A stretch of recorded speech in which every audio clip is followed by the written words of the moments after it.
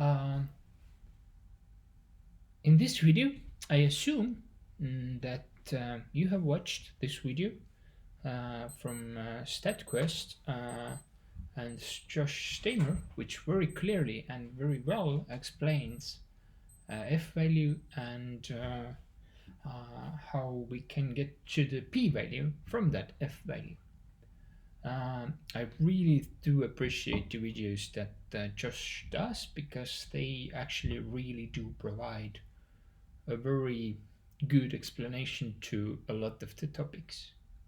So definitely thank him for that. The only thing that I wanted to add, and which was a bit unclear for me, in terms of how we get from the f value to p value. So in his elaboration of this concept, he actually I just wanted to clarify is actually, to elaborate this concept using random data.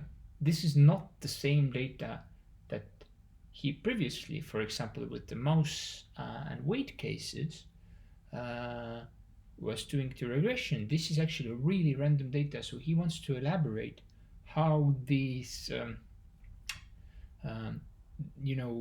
how we would calculate the f value for just completely random data, where basically, and how the f value would look like in the case of just completely random data. So the basic point here is if there would be no relationship basically between, in this case, the two parameters, on average, how the f value would look like. And from that, we can actually move now on to, going back to our data,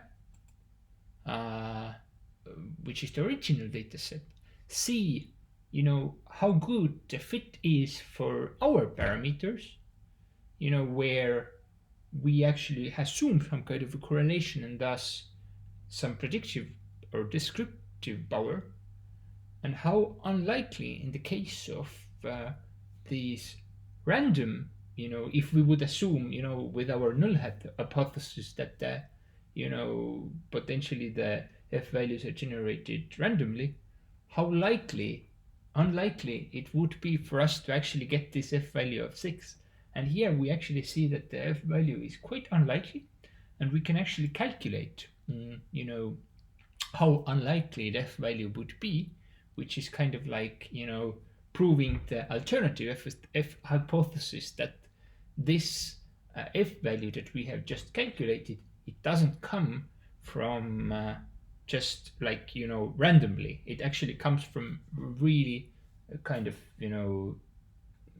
something which is unlikely to get with like random data. So it comes from something that, is really with, it comes from like a good data set basically.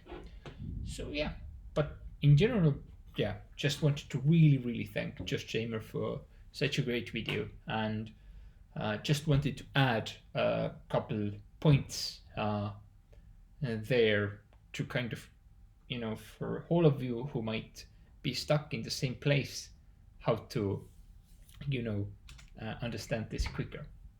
Thank you.